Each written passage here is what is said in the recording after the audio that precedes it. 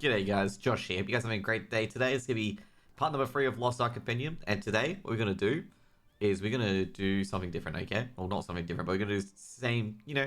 We're going to discuss some in-game mechanics for you guys. The past 2 episodes, we're discussing like all the options and the menus and stuff like that. So you guys don't get overwhelmed. Now we'll discuss a few more of the menu options as well as take a deep dive into some other areas as well. So last time we took a look at the pets option as well. There's a few things you can do with the pets as well. So you can actually select what you want to auto loot by clicking the cog option in the auto loot area. Hey, have you heard? Also at the same time, you can actually change its effect, which is here. This is detailed to you in the tutorial, but you can go to a pets dude, which I believe the pet dude is here, pet management, the working activity, and you can change your pet era. So you can change, from specialization to a different one as basically as well, if you want to. Generally, the main one you want to probably leave it as is crit, swiftness, or specialization. The other ones are not really good for you at the moment. But now we're also going to talk about inventory. So inventory, basically there's stuff in the inventory as you can see here. This is what you call my backpack. Basically, you get this backpack for free. You don't have to have crystalline aura for it. And essentially, it is your backpack, basically. This one, next one coming up, is your pet's backpack. And that means that your pet can pick up items if your inventory is full. However, if your inventories are both full, your pet can't pick anything up. Also, as well, you can get pet inventory tickets. So if you get a legendary pet, this one opens up automatically for you. And pet inventory can only be used if you have crystalline aura active. As you can see here, that it expires in 53 days. You have to have crystalline aura active. Now, someone's going to be like, what is crystalline aura? Crystalline aura, you can click this option up here. And this basically tells you what crystalline aura is. Oh, sorry guys, I just realized I got my stream stuff here. We're going to get rid of that.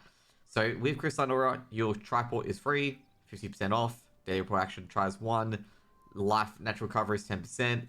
You get extra Bifrost slots. We'll discuss that later. Song of Return cooldown as well. Song of Return is basically your Hearthstone, like in WoW. If you've played Hearthstone, oh, no, if you've not played Hearthstone, if you've played WoW, it just basically teleports you to a town portal area where you want to put it to, basically. We'll discuss that later too. And it also decreases your stuff with your stronghold, and also gives you a title, and also gives you a pet function, which is this, the pet backpack. The next one is going to be the storage items. So storage items, there's 3 different ones. There's the rapport storage items, as you can see here. So you can see a lot of rapport gifts here. So they're all stored here instead. There's also some material items, as you can see as well, that are just kept here. I'm not too sure what happens with the items. I think they're used to make stuff in here. Okay, so you can exchange it in there. There's also selling material as well. So there's also items that you can get from islands. And they also detail other islands you can get as well. So as you can see here, you can see other items you can get from certain islands. And ship materials, so you can tell how much materials you got for your ships if you want to upgrade a bit later. We'll discuss how you can upgrade ships a bit later.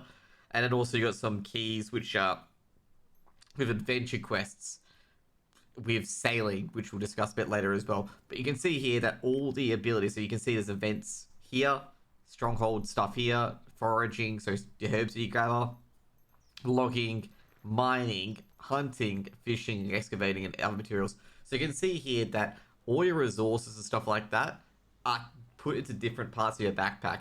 The only part that's put in your backpack here is basically, your consumables, your maps, which we'll get to a bit later, and any other stuff that you have. Everything else that's, like stuff for your stronghold or from, for the professions, are neatly put away in a different compartment. So basically, you shouldn't stress out whether or not your inventory is going to be full or not, because it doesn't make a part of your inventory. Now, to go through the inventory as well, you can sort items by hitting this item. So you basically sort the items in a certain order. You can also separate it to highlight only the items that can be equipped, the skins, consumable items, materials, which are materials other than mainly honing materials, other than the other materials as well. You can put in cards, and you can also put miscellaneous items as well, where like their tickets and item souls and stuff like that. But overall, I just keep that open as well. Now, next one is going to be quest items. So basically, you got a little another nook under your cranny as well, where you got quest items here as well. So basically, any items that you've got for quests, they'll be all in here. Not that you'll need it too much, because most of the quest items that you need to do will be listed in your journal in the first place. So like if you need to hit F5, because generally quest items are F5, F6, F7, F8. If you need to hit any of those items, they'll be visible here for you to use. But if you don't see it for any reason, you can just jump into here and get this one on. Next one is going to be probably one of your most used thing, which is dismantle. So dismantle, you can set up auto dismantle, which will auto dismantle certain goods. I recommend not doing that unless you're expert on what you really want and know how to set this up to make sure you're not accidentally scrapping some gear that could be pretty good. But pretty much what you do is you just right click one of these, click dismantle. I don't want to dismantle this obviously. Click dismantle and it'll dismantle it. Also, if you want to dismantle all your uncommon, rare, or epic gear that you don't need, you can just literally just click epic, uncommon, rare, and it'll put it all in here and you can dismantle it immediately. Now dismantling means you get rid of it for good. Okay, so you don't keep it anymore. Now, generally with all the gear that you don't use as you level up, you should dismantle it because it becomes broken equipment powder and useful equipment piece, which is basically vendor trash and sells for a bit of silver. And silver, even though it's not that valuable, it's pretty, just basically, 100 silver is not really a poke in the eye, basically. Next one is for tier 2. Tier 2 is basically later on you get gems, and you can see here this is an example of a gem, and you can fuse these gems here. You can also start a auto fuse where you can auto fuse your tier 3 or tier 2 gems, as I said before. There's no tier 1 gems, by the way. And also you can also auto fuse it when they're obtained. So you can also auto fuse it to a certain level and when they're obtained as well. Like for example, I can apply it to make it, auto fuse until it's level 7. So basically any gems I get will auto fuse to a higher level, and I don't have to do anything with it. You can also do it manually as well. Like you can put gems in here.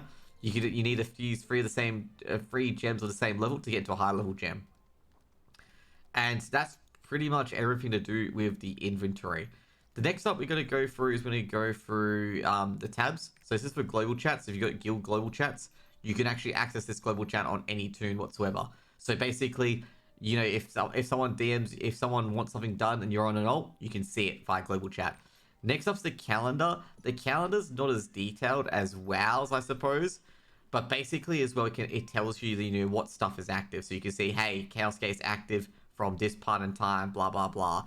And stuff like that. So you can go basically through here and see when things are active. Like things that are grayed out are things that you've missed, and things that aren't grayed out are things that you got. You can actually add an alarm here. So for example, if I just put plus, it will add an alarm that it'll come up here that Thunder Wings will be active in 15 minutes. So you can do that in the calendar as well. You can also see, what things will be on in the thingo, so you can tell, capture events, various things as well. So basically you can check through the calendar and see what's happening basically on any given day and prepare accordingly. Now this is a pretty important tool as well because you definitely need this to see, hey, is there a rift today? Hey, there's a a world boss today, to make sure you get your world bosses and rifts done for that day. Now I'll give you a quick example. Ghost ships reset every week, so you can only do a ghost ship once per week.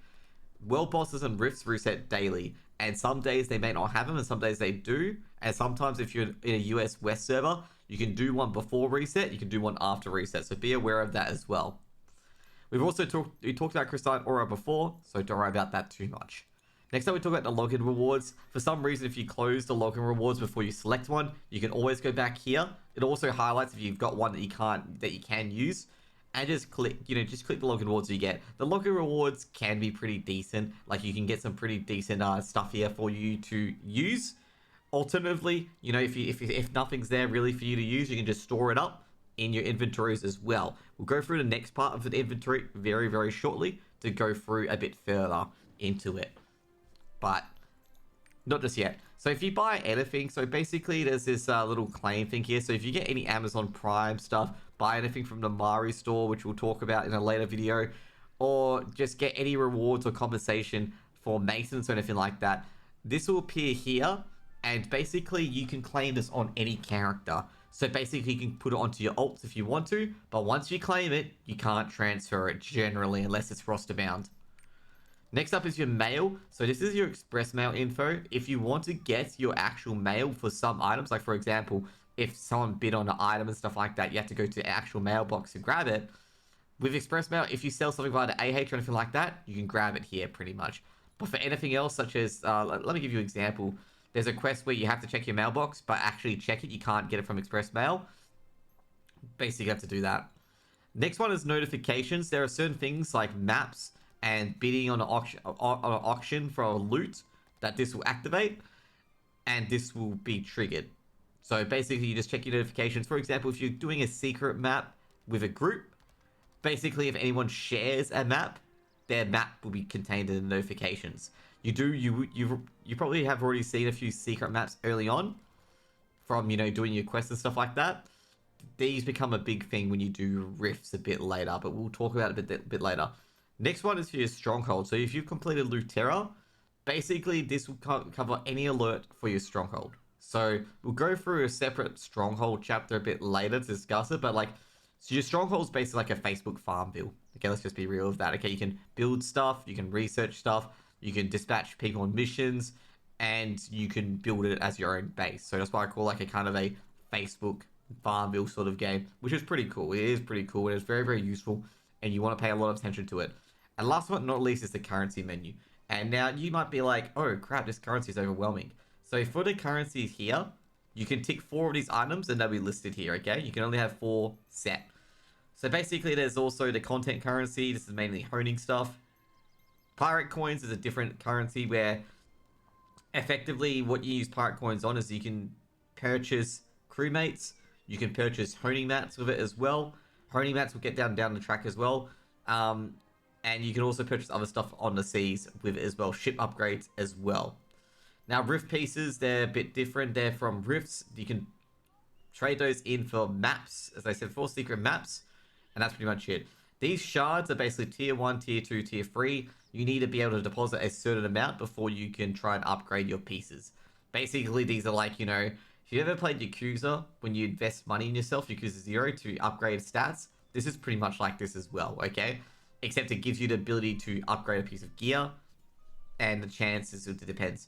Next up is the Fions. Fions is basically a safeguard to make sure people can't flip items on the auction house non-stop. So basically, when you get to like the higher tiers, legendary and relic accessories do cost Fions to buy. So people got to be really, really careful. Next up is the Phoenix Plumes. Basically, get a bunch of these as well.